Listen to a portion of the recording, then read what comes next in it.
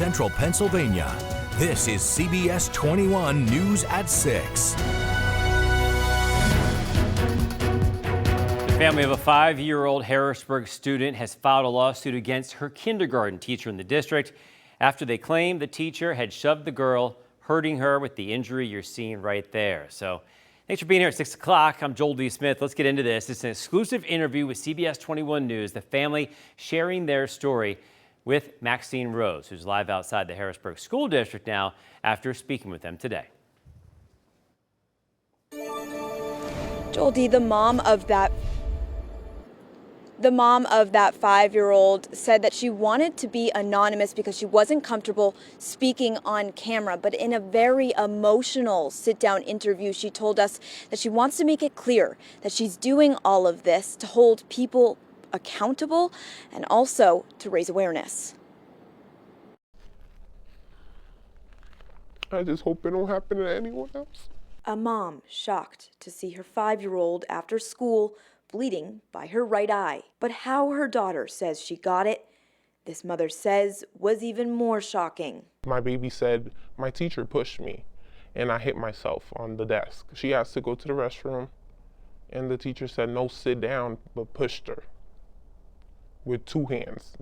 She literally kept saying, with 2 hands, mommy. The girl's kindergarten teacher, Donna Holbert, is now facing a first-degree misdemeanor charge for the alleged assault on November 15, 2024, at Lincoln Elementary School. The district confirmed it terminated her employment on February 11, 2025. And according to the Dauphin County District Attorney's Office, Holbert has applied for the ARD, or Accelerated Rehabilitative Disposition, a program that allows first-time nonviolent offenders to avoid criminal conviction and potentially have their record expunged. Our hope is that she does not go back to a classroom again.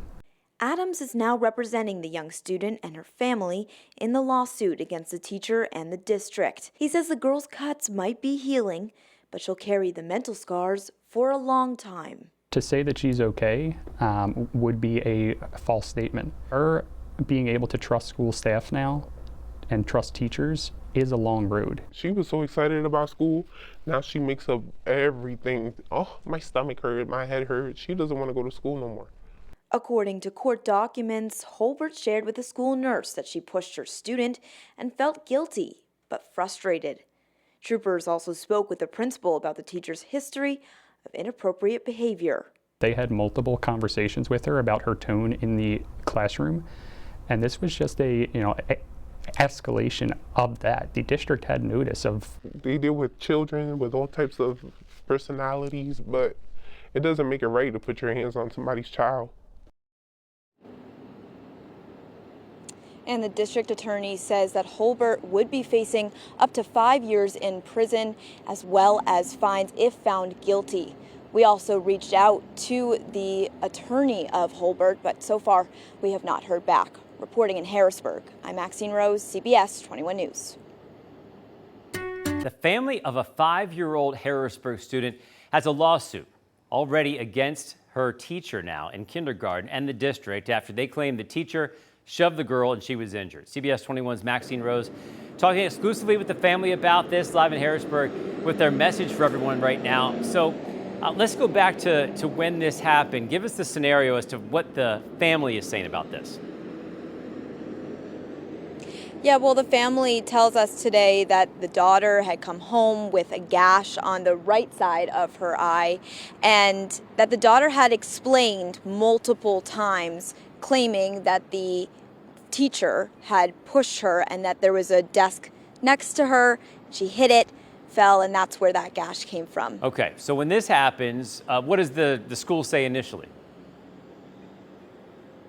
Well, the school said, of course, that they were really disappointed in what had happened. Of course, that teacher had been placed on administrative leave, so they were proactively responding to what had happened.